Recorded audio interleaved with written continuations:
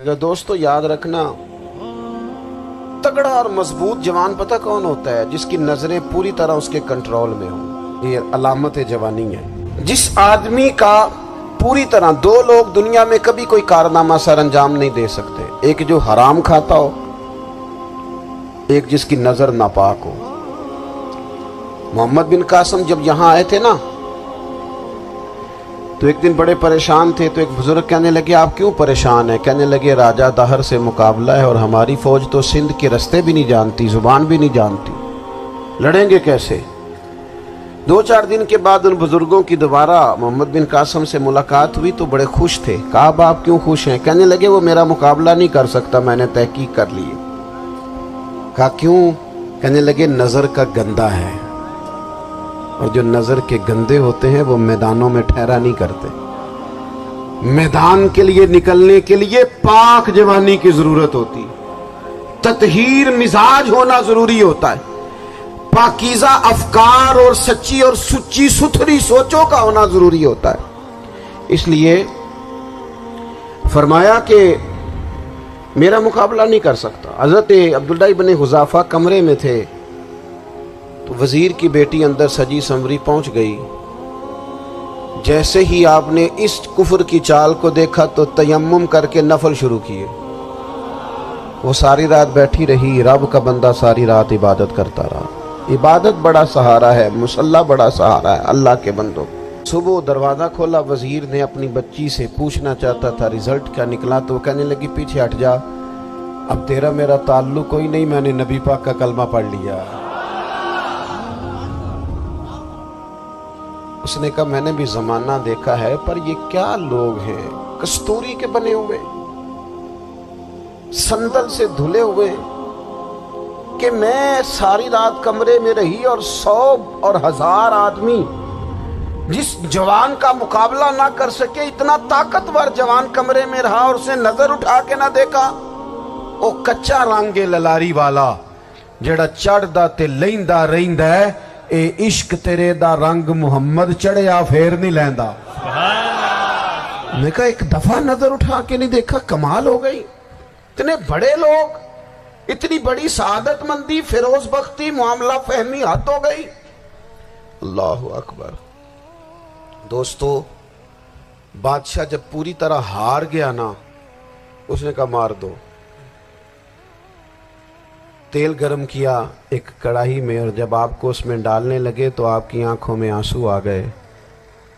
बादशाह का ख्याल हुआ शायद नरम हो गए हैं। कहने लगा, रोए क्यों? फरमाने लगे, सोचता हूं जान ही एक है, कितना मज़ा है उसकी राह में जान देने का, कितनी लज्जत है उसके नाम पर मरने में, कितना लुत्फ है।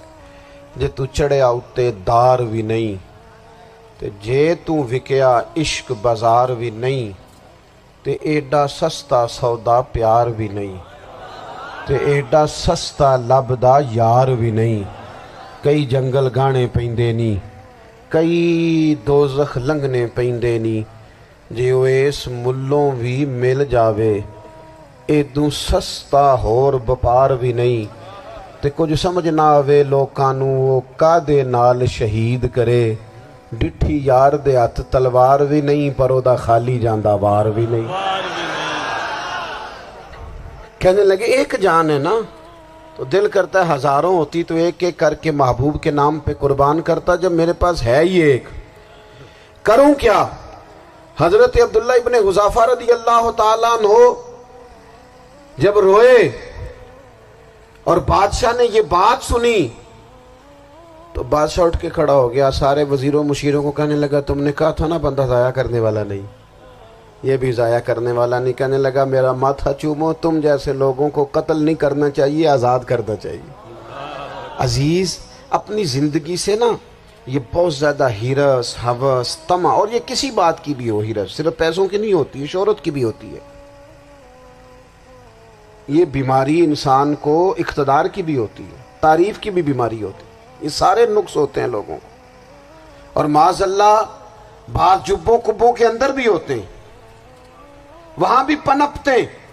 अपनी जिंदगी जब तक उस सादगी में नहीं लाओगे जो रसूल पाक ने अता फरमाई है, جب لوگ آسانیوں میں پوری طرح الجھ گئے تو پھر وہ دور ہوئے اور کفر چڑھ گیا۔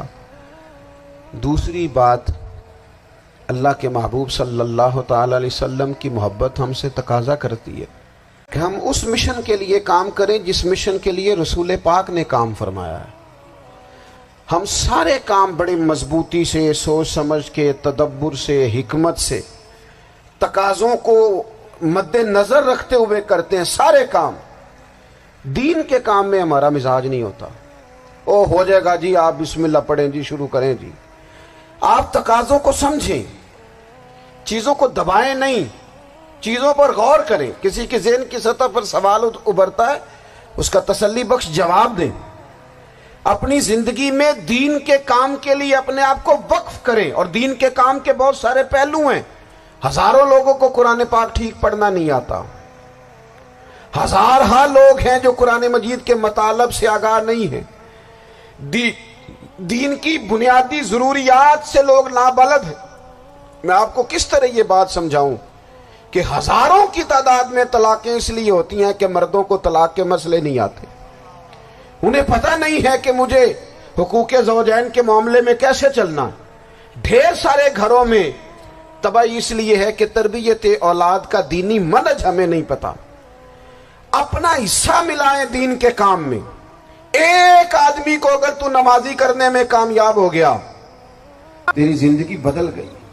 وہ دین بیزار لوگ جو ہمارے بیچ بیٹھ کے ہماری نوجوان نسل کو پگڑی اور داڑھی کا نام لے کے بنیادی طور پر دین سے دور کرتے، ایسے نوجوانوں کو دین کا پیغام محبت دے کر دین کے قریب کرنا ہماری ڈیوٹیوں کا حصہ ہے۔ ہمیں ذمہ داری کا احساس کرنا پڑے گا، ہمیں یہ خاص قدم اٹھانا پڑے گا، توجہ دینی پڑے گی۔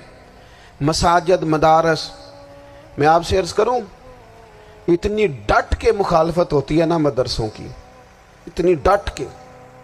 میں ادارہ چلاتا ہوں، اس کے چلانے میں جو مشکلات ہیں وہ تو ہم بتا نہیں سکتے آپ کو، اس لیے کہ میری قوم، میرا اس قوم سے تعلق ہے جو نعت خواں امیر کرنا چاہتی ہے، مدرسے نہیں۔ ہاں، نقیب خطیب پیدا کرنا چاہتی ہے، شعر و شاعری کی زندگی کو پروان چڑھانا چاہتی ہے۔ فقط ہمارا ان لوگوں سے تعلق ہے جو لاکھوں کروڑوں روپیہ محافل پہ لگائیں گے، اور قاری صاحب بیچارے اگر مسجد کا کوئی ہونے والا کام کسی وقت بتا دیں گے تو وہ بڑی مشکل آ جائے گی ان کے لیے۔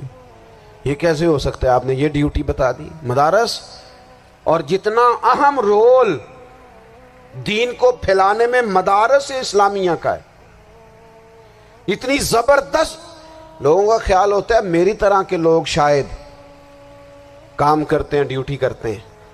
یہ 10-15 لوگ آپ کو نظر آتے ہیں جو آپ کو کہیں میڈیا پر یا ادھر ادھر ڈیوٹی کرتے، مخلص لوگ اپنی جگہ پہ، وہ بھی بڑا ہی کام کر رہے ہیں، جو میڈیا پہ آ کے بھی اخلاص سے اور درد دل سے کو دین کی، ان کی بھی کسی بات کی حوصلہ شکنی نہیں، لیکن ہزارہا اساتذہ جو مدارس میں بیٹھ کے پڑھاتے ہیں، انہوں نے وہ سارے لوگ تیار، آپ سمجھ نہیں سکتے کتنا بڑا کام۔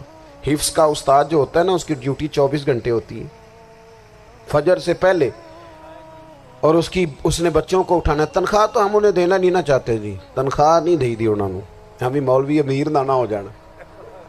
مولوی نو تے سوٹ بھی 27ویں والی رات دے ہے تاکہ کدھر سوان کے عید والے دن پا نہ لوے، چونکہ 27ویں تو بعد تے درزی پھڑتا ہی کوئی نہیں، کیوں حضرت؟ ایسا ہی ہے نا، اس وقت تو نہیں نہ لیتا۔ تو ہم چاہتے ہیں مولوی ہماری مرضی کے ہماری طرح کا سوٹ نہ پہن لے۔